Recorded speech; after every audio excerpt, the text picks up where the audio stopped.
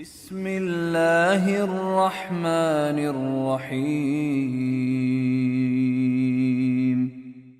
ألهاكم التكاثر حتى زرتم المقابر، كلا سوف تعلمون ثم كلا سوف تعلمون، كلا لو تعلمون علم اليقين لترون الجحيم ثم لترونها عين اليقين ثم لتسألن يومئذ عن النعيم.